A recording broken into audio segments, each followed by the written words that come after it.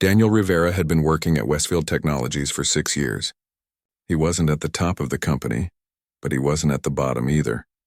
He was a senior architect in the design department, the kind of guy who showed up on time, did good work, and went home without causing any drama.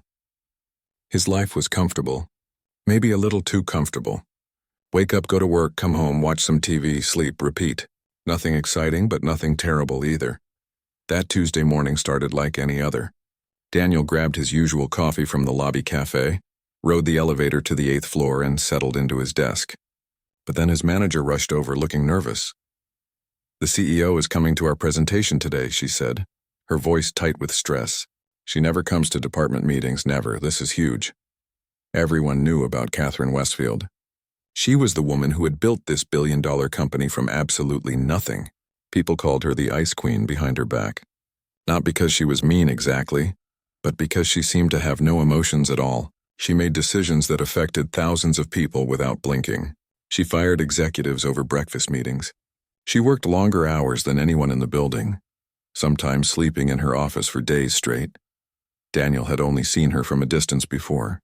In the lobby sometimes, always surrounded by assistants and lawyers, moving fast, never smiling. She had this presence about her that made people step back instinctively, like getting too close might freeze you solid. The presentation room filled up fast that afternoon. Daniel and his team had been working on designs for a new tech campus for months. It was good work. He was proud of it. But now, knowing that Catherine Westfield herself would be watching, his hands felt sweaty. She walked in exactly on time, wearing a sharp black suit that probably cost more than his car.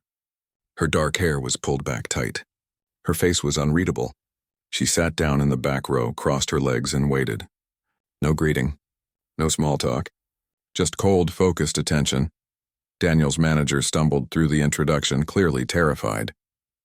Then it was Daniel's turn to present the architectural designs.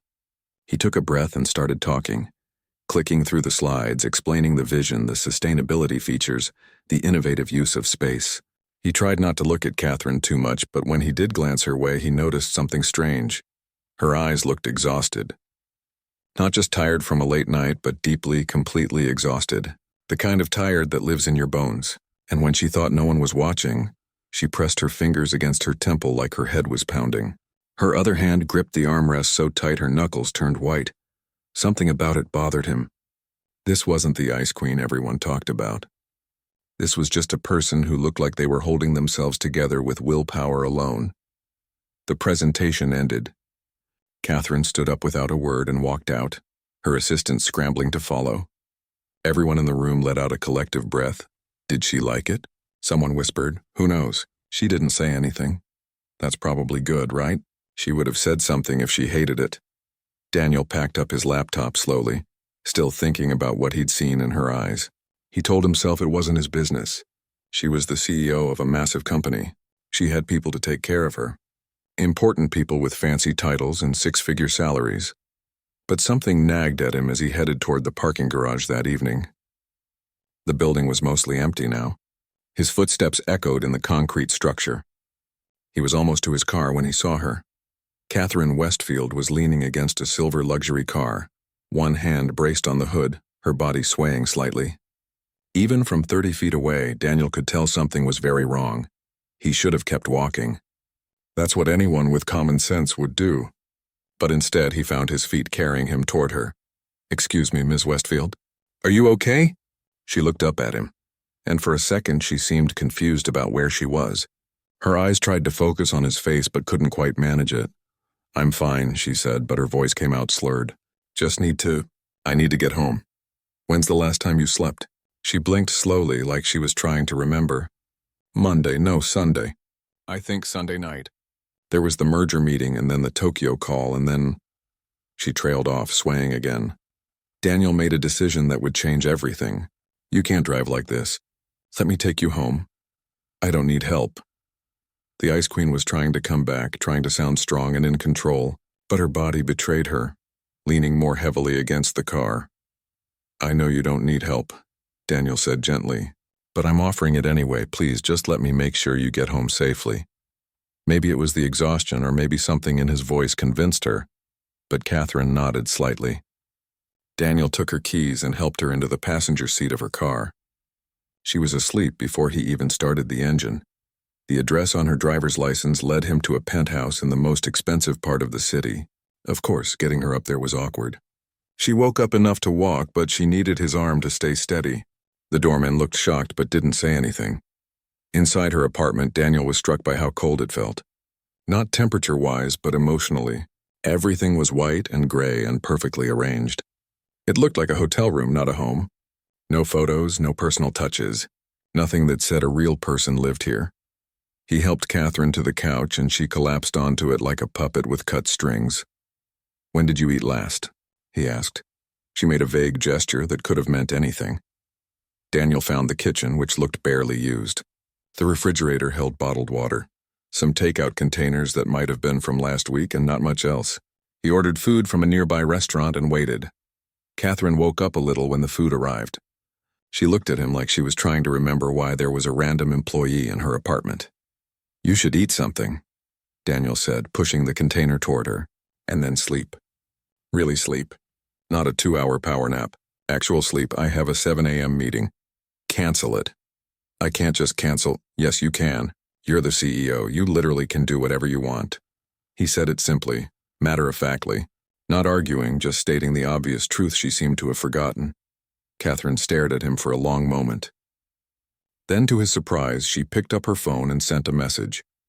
"Meeting moved to Thursday," she said quietly. Daniel stayed until she ate most of the food. He made sure she drank water. He put more water bottles on her nightstand. And before he left, he did something that surprised even himself. "This isn't sustainable," he said. "Whatever you're trying to prove, whatever you're running from, it's going to break you. And I don't think the world needs another broken person. So please take care of yourself." Catherine looked at him with an expression he couldn't read. Surprise, maybe, or confusion. Like no one had spoken to her like an actual human being in so long, she'd forgotten what it felt like. Daniel left his number on her kitchen counter, called a cab, and went home. He told himself that was the end of it. He'd done a good deed, helped someone who needed it, and now life would go back to normal. But the next morning, there was a handwritten note on his desk. Just 4 words in elegant handwriting: "Thank you, truly, CW," and that's how it started.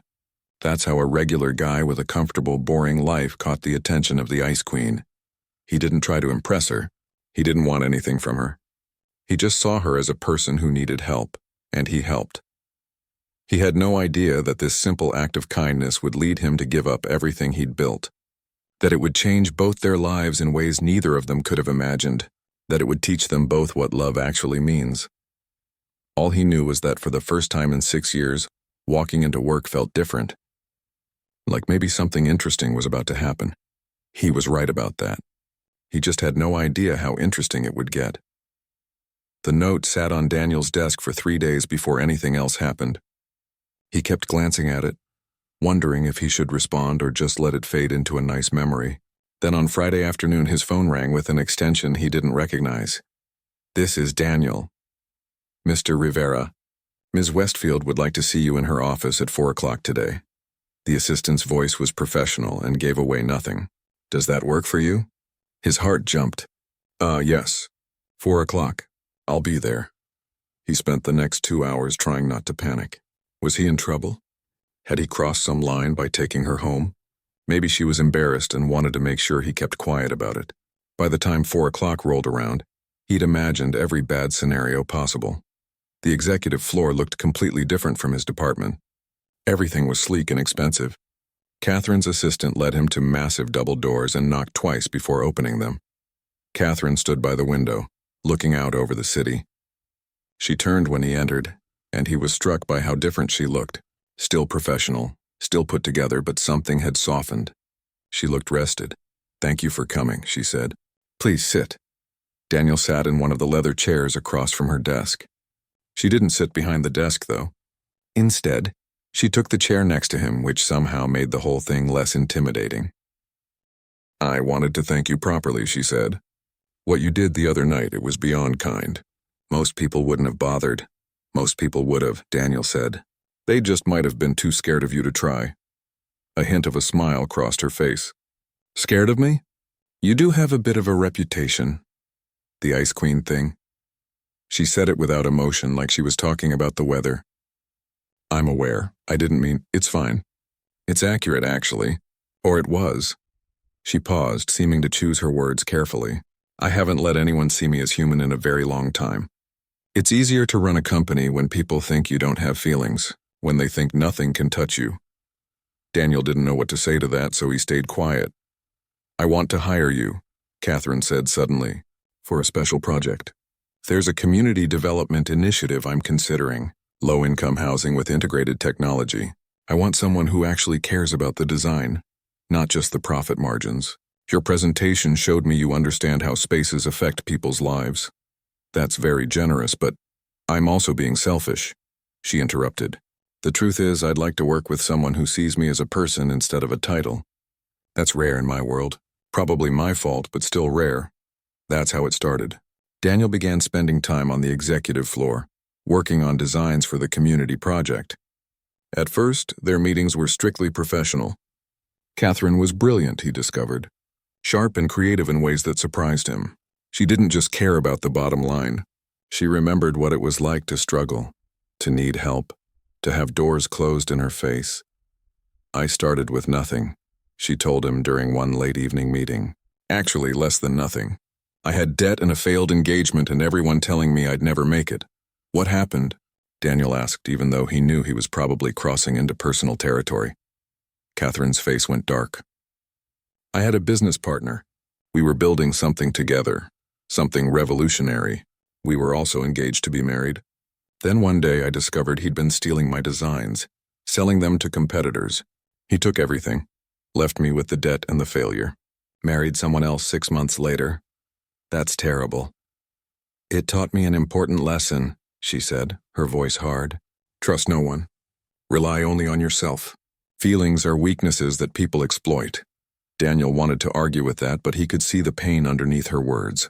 She'd built walls so high to protect herself that she'd locked herself inside them. Over the next few months, something shifted between them. Catherine started asking his opinion on things beyond architecture. What did he think about the company culture? Did he have ideas for making employees happier? She actually listened to his answers, took notes, implemented changes, and slowly, carefully, she started letting him see past the Ice Queen facade.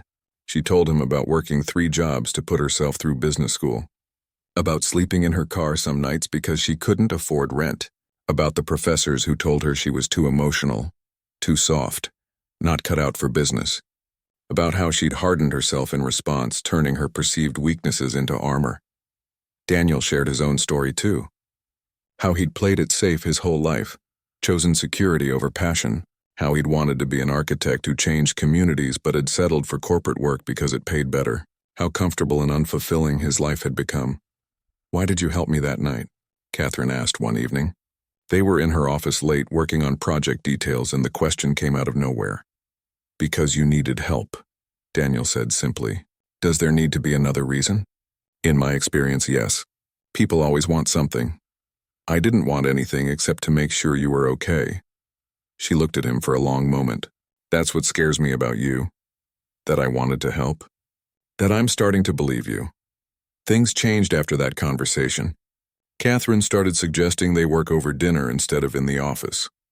Then dinner became walks through the city, talking about everything and nothing. She showed him places she'd lived when she was broke. He took her to the neighborhood where he grew up, showed her the park where he'd first fallen in love with architecture. One Saturday, Daniel invited her to a farmer's market. Just as friends, he said quickly. No work talk allowed. To his surprise, she said yes. Watching Catherine Westfield walk through a farmer's market was surreal. She looked almost normal in jeans and a simple sweater, her hair down for the first time he'd seen. She was amazed by everything. The fresh bread, the homemade jam, the flowers. She bought way too much, like a kid in a candy store laughing when she realized she couldn't carry it all. I haven't done something like this in years, she admitted. Maybe over a decade. I forgot what normal feels like. They cooked dinner together that night at her apartment. Well, Daniel cooked while Catherine mostly watched and asked questions, admitting she'd lived on takeout and restaurant food for so long she barely remembered how to boil water. The fancy kitchen finally got used. And for the first time, Her apartment felt a little less like a hotel and a little more like a home. Daniel found himself thinking about her constantly. The way she really listened when people talked. How her whole face changed when she laughed, which she was doing more often now. The vulnerability she showed him in small moments. Like she was testing whether he'd use it against her. He was falling for her. Hard. And that terrified him because he could see she was falling too. And he had no idea how this could possibly work. The complications started in month 4 of their growing closeness. A business magazine ran a profile on Catherine, calling her ruthlessly successful and emotionally impenetrable. The article mentioned she'd been seen around the city with an unknown man, speculating about who could possibly catch the Ice Queen's attention. That's when the board of directors got involved. Daniel was in Catherine's office when 3 board members showed up unannounced. They dismissed him immediately, but he could hear their raised voices through the door as he walked away. Catherine called him that night, her voice tight with anger. They gave me an ultimatum. And whatever this is between us, or they'll call for a vote of no confidence. What does that mean? It means they can remove me as CEO. They're worried about my image. The strong, untouchable leader who built this empire alone. They think any hint of personal weakness will affect stock prices and investor confidence. Daniel felt his stomach drop. So what are you going to do? The silence on the other end of the phone lasted too long. When Catherine finally spoke, her voice was back to the cold, controlled tone he'd heard that first day. I need to focus on the company. This was a mistake. I'm sorry, Catherine. Ms. Westfield, please. Let's keep it professional from now on. She hung up. The next few weeks were agony. Daniel saw her around the building sometimes, always surrounded by people, back to being the Ice Queen. She didn't acknowledge him beyond professional nods. The community project continued, but now he dealt with her assistants instead of her directly. He understood why she'd made this choice. The company was her life's work, built from nothing after someone she loved destroyed her. Of course, she couldn't risk losing it. Of course, she'd choose the safe path. It made perfect sense, but it also broke his heart because he'd seen the real her. The woman who laughed at farmers' markets and burned pasta and admitted she was tired of being alone. That woman was being buried again under layers of corporate armor, and there was nothing he could do about it. 2 months after Catherine cut things off, Daniel attended a company charity gala. It was one of those events where attendance was basically mandatory if you wanted to be seen as a team player. He wore an uncomfortable suit and tried to blend into the background. Catherine was there, of course. She looked stunning in a silver dress, moving through the crowd with practiced ease, smiling her public smile that never reached her eyes. She was performing, playing the role of the successful CEO who had everything under control. Daniel grabbed a drink from the bar and found a quiet corner. That's when he overheard 2 board members talking nearby. They didn't notice him standing there. She actually followed through, one of them said. Cut the guy off completely. I didn't think she had it in her. Of course she did. The woman's made of ice. Probably didn't even care about him.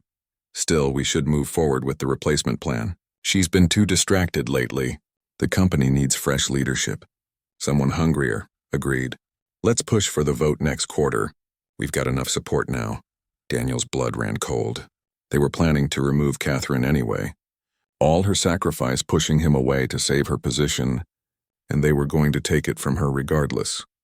He looked across the room at her, laughing at something a donor said, completely unaware that the people she'd given everything for were plotting against her, and he realized something important.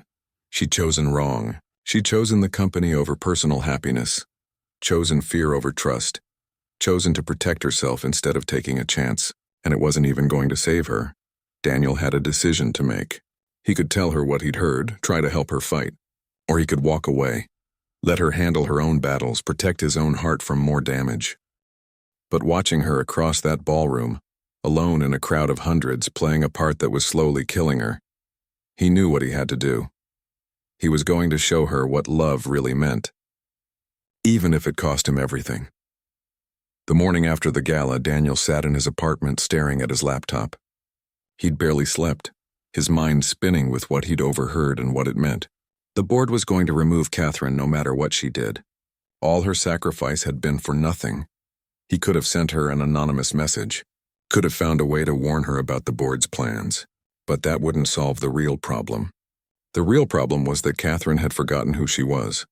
She'd become so focused on protecting what she'd built that she'd lost sight of why she'd built it in the first place. Someone needed to remind her. And apparently that someone was him. The question was how.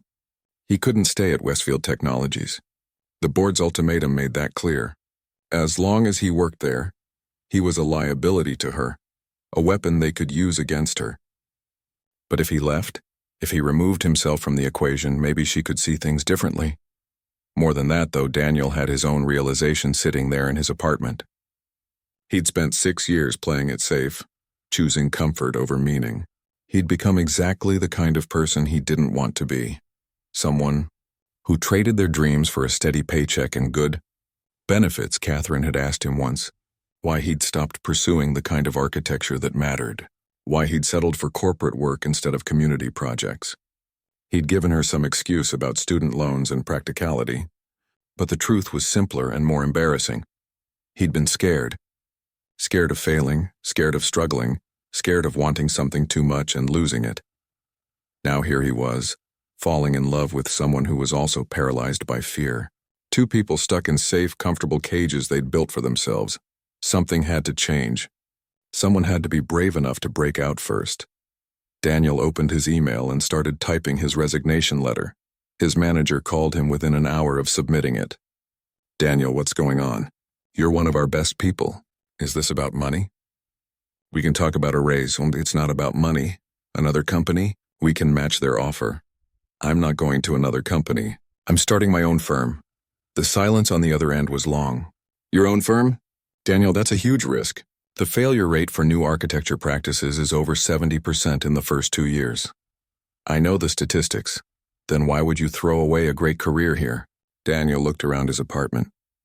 At the expensive furniture he'd bought to fill space. At the framed awards from the company that meant nothing to him. At the life he'd built that looked perfect on paper but felt hollow inside. "Because I'm tired of being comfortable," he said. "I became an architect to help people. To design spaces that actually matter in people's lives. When's the last time I did that? When's the last time I designed something that wasn't about profit margins and investor returns?" That's naive, Daniel. That's not how the real world works. Maybe. But I'd rather fail trying to do something meaningful than succeed at something I don't care about. He gave his 2 weeks' notice. But the company let him go immediately. They did that sometimes when people resigned, especially if they were starting competing businesses. Daniel didn't mind. He'd already mentally checked out. Word spread fast through the office. People stopped by his desk to say goodbye, most of them looking at him like he'd lost his mind. A few seemed envious, though, like they wished they had the courage to blow up their own comfortable lives. Catherine never came by. He didn't expect her to. She was probably relieved he was leaving, actually. One less complication to worry about. With his resignation processed, Daniel focused on his next steps. He liquidated his retirement accounts, taking the penalty hit. He sold his car and bought something older and cheaper. He broke his lease and moved to a smaller apartment in a rougher neighborhood. Everything he'd spent years accumulating, he started stripping away. His friends thought he was having a breakdown. His brother called him crazy. His parents worried he was throwing his life away. Maybe they were all right. But for the first time in years, Daniel felt awake, like he'd been sleepwalking through his life and finally opened his eyes. He rented a tiny office space in a neighborhood that needed help. The kind of area where people struggled, where kids played in streets with broken sidewalks, where elderly folks lived in buildings that were falling apart. He printed business cards and started knocking on doors. "I'm an architect," he told community center directors and neighborhood association members. "I want to help redesign spaces for people who can't usually afford architectural services. I'm not looking to get rich. I just want to do work that matters." Most people were skeptical at first. Nobody works for free. Nobody gives up a corporate career to help strangers. There had to be a catch, but Daniel was patient. He took small projects, charged very little, and delivered good work. He designed a playground for a struggling school. He helped a community center reconfigure their space to serve more people. He worked with families to redesign their homes to be more functional and beautiful on tight budgets. Word spread differently this time. The good kind of spread. The kind where people tell their neighbors about the architect who actually cares, who listens, who doesn't treat them like they're invisible because they don't have money. 6 weeks after leaving Westfield Technologies, Daniel was eating cheap takeout in his tiny office, reviewing sketches for an affordable housing project, when someone knocked on his door. Catherine stood there in casual clothes, looking uncertain. It was the first time he'd seen her since the gala, and his heart jumped the same way it always did. "Can I come in?" she asked quietly. He nodded, too surprised to speak. She looked around the small space. At the second-hand furniture, the cheap coffee maker, the drawings taped to every wall. Her expression was hard to read. "I heard what you did," she finally said, "that you left the company. Started your own practice. News travels fast. People talk, especially when someone does something this stupid." She said it sharply, and he could hear the anger underneath. "Do you have any idea how hard it is to start a business from nothing? The stress, the uncertainty, the probability of failure?" "I have some idea, yeah." "Then why, Daniel? Why would you throw away everything you'd worked for? A good job, security, a future?" Her voice cracked slightly on the last word. "Was it because of me? Because I ended things?" "No," he said honestly. "I did it because of me. Because I looked at my life and realized I was living someone else's version of success. I was comfortable and safe and completely empty inside. So you decided to become poor and stressed instead?" "I decided to do work that matters. To help people who need help. To wake up excited about my day instead of dreading it." He met her eyes. "You taught me that, actually. I taught you to ruin your career. You taught me what happens when you sacrifice who you really are for what you think you should be. When you build an empire but lose yourself in the process." He said it gently, not as an attack. "I watched you bury the person you actually are under layers of corporate expectations and fear. And I realized I was doing the same thing in my own smaller way." Catherine looked away, her jaw tight. "You don't understand. I built that company from nothing. It's everything I have, I know. And they're going to take it from you anyway." She froze. "What?" Daniel told her about what he'd overheard at the gala. The board's plans to remove her, vote of no confidence, the timeline, everything. The color drained from Catherine's face. She sat down heavily in one of his cheap chairs. "They're moving ahead with it? Even though I ended things with you like they wanted?" "They don't care about that. They never did. That was just an excuse. They want you out because you're not ruthless enough anymore. Because you started caring about things besides profit. Because you became human again. Because of you," she said bitterly. "Because I let you in and it made me weak." "No." Daniel knelt down in front of her chair. "You were weak when you were alone. When you were so scared of being hurt that you stopped letting yourself feel anything. When you built walls so high that you locked yourself in a prison of your own making. You don't understand what it's like. To trust someone and have them destroy you. To build something and watch it get stolen. To be that vulnerable and pay that price. You're right, I don't. But I know what I see when I look at you. Someone brilliant and capable and kind who spent years pretending to be something else. Someone who forgot that the reason she started building that company was to prove she could create something good, not to become the kind of person who hurt her in the first place." Tears were sliding down Catherine's face now. She didn't try to hide them. "I don't know how to be anything else anymore. I don't know how to be the person I was before everything went wrong. Then be someone new. Someone who learned from the pain but didn't let it define her entire life." He took her hands. "The board is going to remove you whether you fight it or not. So fight for the right reasons. Not to keep power, but to keep your integrity. And if they still remove you, walk away knowing you didn't compromise who you really are. And then what? I'll have nothing. You'll have yourself, and that's more than you have right now." Catherine stayed in his office until late that night. They talked about everything. Her fears, his hopes, the uncertain future stretching ahead. She told him about the young woman she'd been before the betrayal, full of idealism and passion. He listened without judgment, without trying to fix anything, just giving her space to remember who she'd been. "I'm so tired," she finally admitted. "Tired of being angry. Tired of being afraid. Tired of being alone." "Then stop," Daniel said simply. "Stop running from connection because you're scared of being hurt. Stop sacrificing everything good in your life to protect things that don't actually matter. Stop choosing safety over happiness. Is that what you did when you left the company and started this?" "Yeah. I gave up everything I thought I wanted to find out what I actually need. And you know what? I'm happier now eating cheap takeout in this tiny office than I ever was in my expensive apartment with my corporate job." Catherine looked at him for a long moment. "You gave all that up?" For what? To prove a point? To prove that love isn't about grand gestures or perfect timing. It's about showing up, being honest, choosing someone's well-being over your own comfort. He smiled slightly. And maybe just a little bit to show a certain CEO that there's more to life than quarterly earnings and board meetings. That's the most foolish thing I've ever heard. Probably. But I'd rather be foolish and free than comfortable and empty. Catherine left around midnight, but something had shifted. Daniel could see it in her eyes. The walls were cracking. The Ice Queen was melting. And whatever came next, at least she'd face it as herself instead of the character she'd been playing for too long. He'd given up everything to teach her this lesson. Now it was up to her what she'd do with it. Catherine didn't sleep that night after leaving Daniel's office. She sat in her pristine apartment, looking at the city lights through floor-to-ceiling windows, thinking about everything he'd said. Everything she'd become. Everything she'd lost along the way. The next morning, instead of going to her office, she did something she hadn't done in years. She drove to the old neighborhood where she'd lived when she was starting out. The tiny studio apartment where she'd eaten ramen for dinner and dreamed of changing the world. Where she'd stayed up all night sketching business plans and believing she could build something that mattered. The building was still there, looking shabbier than she remembered. She sat in her car across the street, watching people come and go. A young woman struggled with grocery bags and a baby stroller.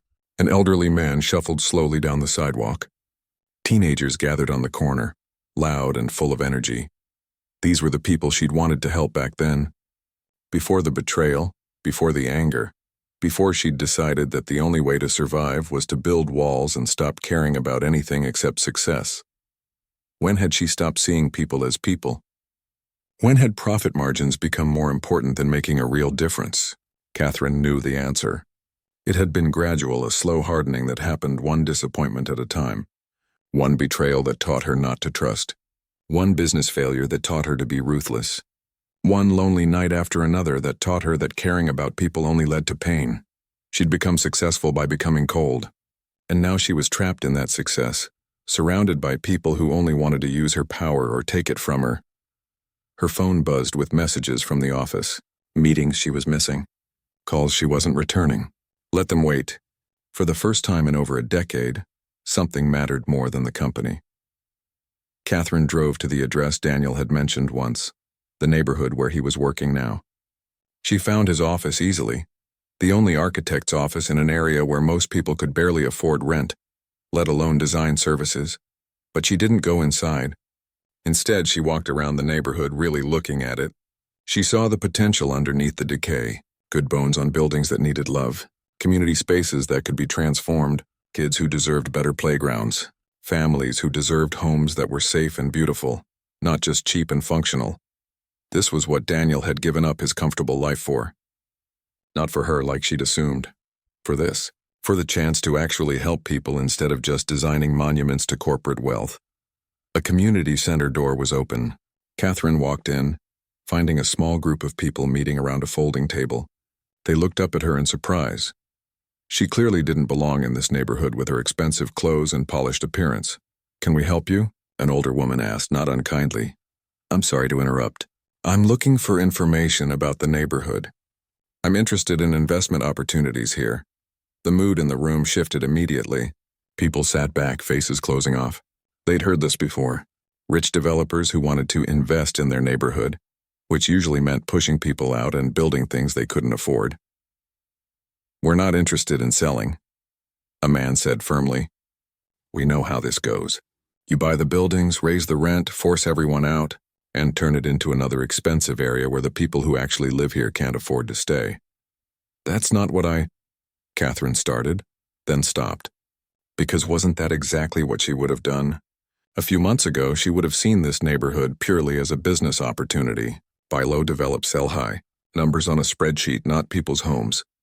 "You're right," she said quietly. "That is what usually happens. And I'm sorry for that." She turned to leave, but the older woman spoke up. "You a developer?" "In a way. I run Westfield Technologies." Several people recognized the name. One young man said, "Wait, you're Catherine Westfield? I've read about you." "You built that company from nothing, right?" "That's the story, yes. So why are you here?" the woman asked. "This neighborhood doesn't have the kind of money that interests someone like you." Catherine thought about how to answer that. The old her would have had a slick corporate response ready, but Daniel had cracked something open in her and the truth came out instead. Because I forgot why I started my company in the first place. I wanted to use technology to help people, to solve problems that mattered. Instead, I spent years just trying to prove I couldn't be broken. And I did prove it. I built something huge and successful. But somewhere along the way, I stopped caring about the people it was supposed to help. The room was quiet, people looking at her with a mix of skepticism and curiosity. There's an architect working in this neighborhood, Catherine continued. He gave up a corporate career to help communities like this, and he's trying to show me that success without purpose is just empty.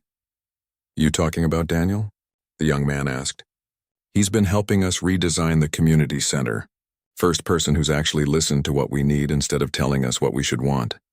That sounds like him. The older woman studied Catherine carefully. So what are you planning to do? Are you here to win him back or something? No. I'm here to figure out who I am without my company, because I'm probably going to lose it soon. And I realized I don't actually know who I am underneath the CEO title. That honesty seemed to shift something. The woman pulled out a chair. Sit down then. You want to understand this neighborhood, you might as well hear about it from people who live here. Catherine sat, and for the next 2 hours she listened. Really listened. People told her about their struggles, their hopes, what they loved about their community and what they wished could change.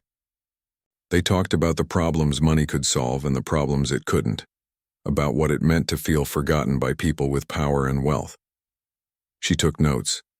Not business notes, but real notes about real people. And with each story she felt something in her chest crack open a little more. This is what she'd forgotten. This is why she'd started her company in the first place. Not to prove anything to anyone, but to help. Over the next few weeks, Catherine did something she'd never done before. She stepped back from her company. She still went to necessary meetings, but she delegated more. She stopped working 18-hour days. And she spent her free time in Daniel's neighborhood, learning, observing, asking questions. She also started looking at her own company with fresh eyes. Really looking at it. How much of it was actually helping people, and how much was just generating profit for shareholders. How many decisions had she made purely for optics or market share that didn't actually align with her original vision? The board noticed her change. They didn't like it. She overheard one of them saying she'd gone soft and lost her edge. Good, she thought. Maybe her edge had been the problem. Daniel watched her transformation from a distance. They didn't talk much during this time. He was giving her space to figure things out on her own. But she'd catch him watching sometimes, a small smile on his face, like he was proud of what she was discovering. Finally, Catherine was ready. She called an emergency board meeting. The boardroom fell silent when she walked in. They expected a fight, a defense of her position. Instead, Catherine did something that shocked them all. I'm proposing a complete restructuring of Westfield Technologies, she said, laying out detailed plans.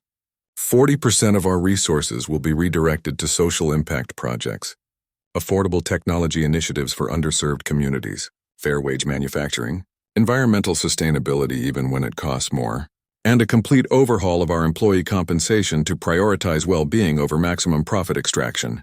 The silence was deafening. Then the chair of the board spoke. Have you lost your mind?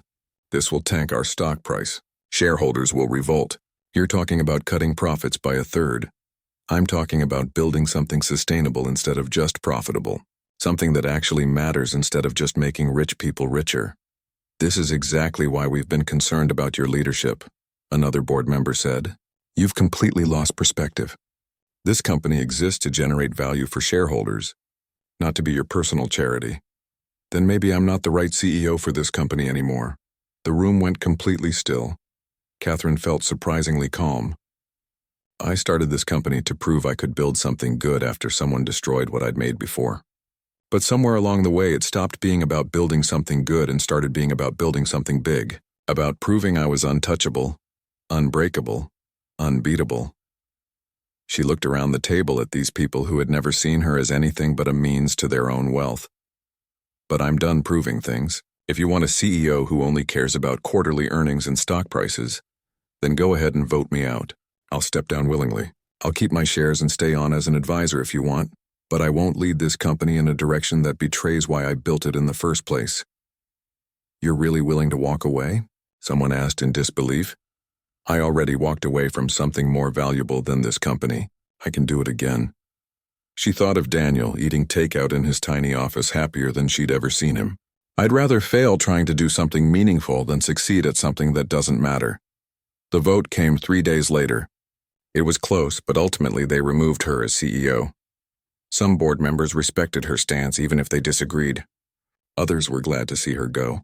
Catherine cleaned out her office without drama, said goodbye to employees who seemed genuinely sad to see her leave, and walked out of Westfield Technologies for the last time as its leader. She expected to feel devastated, angry, lost. Instead, she felt lighter than she had in years. Catherine drove straight to Daniel's office. He was there late as always, working on designs by lamplight. He looked up when she knocked, surprise and concern crossing his face. They voted me out, she said. Daniel stood up. Catherine, I'm so sorry. Don't be. She smiled, and it was genuine. You were right. About all of it. I was so busy protecting something I thought mattered that I lost sight of what actually does matter. What are you going to do now? I have no idea. For the first time in 20 years, I don't have a plan. No company to run, no board to answer to, no reputation to maintain. She laughed. It's terrifying and wonderful at the same time. Want some company while you figure it out? Daniel asked quietly. Catherine looked at this man who had given up everything to show her what really mattered. Who had walked away from comfort to find meaning. Who had been patient while she fought through her own fears to find herself again. I'd like that, she said. I'd like that very much. They stayed up late that night talking about possibilities. What they could build together. How they could use her resources and his skills to actually help communities. How they could create something that mattered, even if it never made them rich. For the first time since the betrayal that had broken her years ago, Catherine felt hopeful. Not the carefully controlled optimism of a business plan, but real, vulnerable hope. She'd lost her company, but she'd found herself again. And maybe, just maybe, she'd found love too. The real kind. Not the kind that wanted to use her or hurt her, but the kind that challenged her to be better.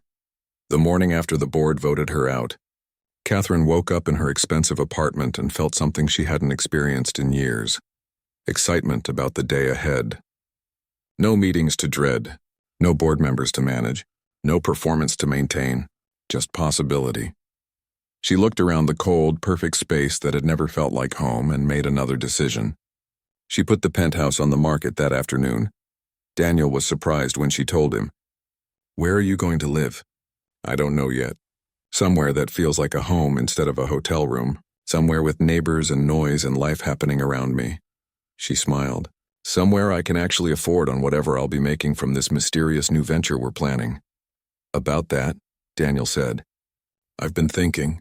You have business expertise and resources. I have design skills and community connections. What if we actually partnered up, created a firm that focuses on affordable housing and community development?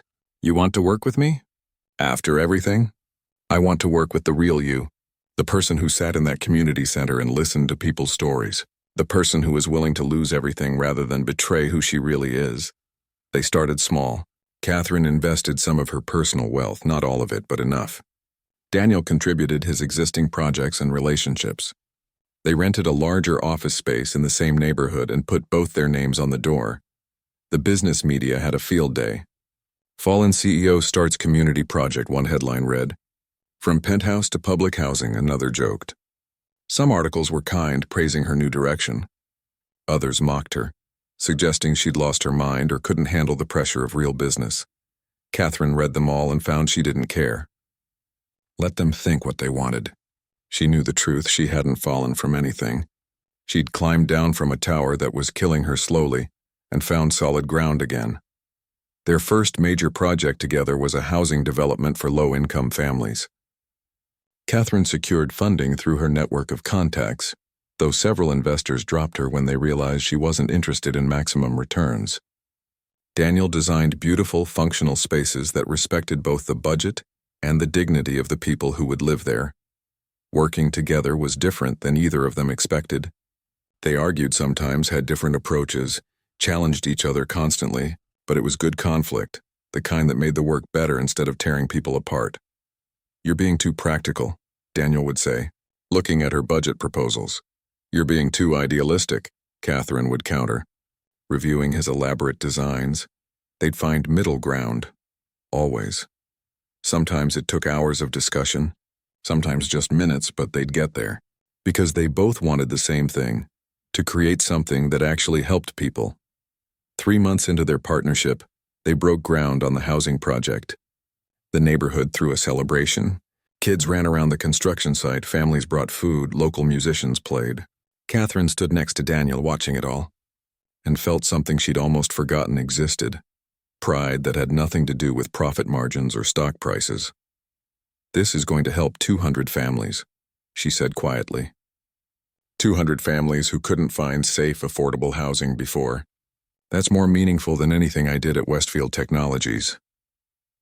"You helped a lot of people there too," Daniel reminded her. "The company employed thousands. The technology you developed made people's lives easier. You don't have to dismiss all of it." "I'm not dismissing it. I'm just realizing that I spent so much time building big that I forgot about building good. There's room for both, but I'd lost the balance. As their firm grew, so did their relationship. It happened gradually, naturally, without any dramatic declarations. They were partners first, friends, collaborators. The romantic part grew out of that foundation instead of being built on chemistry alone. Catherine learned what it meant to be in a healthy relationship. Daniel never tried to fix her or change her. He challenged her when she slipped back into old defensive patterns. But he also celebrated when she took risks and showed vulnerability. He didn't want her to be softer or easier. He just wanted her to be real. "You're still intense," he told her once, laughing. "You still argue every point and push for excellence and refuse to accept mediocre work. Is that a complaint?" "No, that's you. I don't want you to be someone else. I just want you to remember that being strong doesn't mean being alone. That asking for help isn't weakness. That letting people in won't destroy you." Those were hard lessons for Catherine. Years of self-protection didn't disappear overnight. Sometimes she'd catch herself building walls again, pushing Daniel away when things felt too good, too vulnerable. But now she recognized it when it happened. She could stop herself, take a breath, and choose differently. 1 year after starting their firm, they completed the housing development. The ribbon-cutting ceremony was packed with families who were moving in, community leaders, local politicians who suddenly wanted to be associated with the project, and media coverage. Catherine gave a speech, something she'd done hundreds of times in her corporate life. But this time it was different. This time she wasn't performing. She talked about her journey,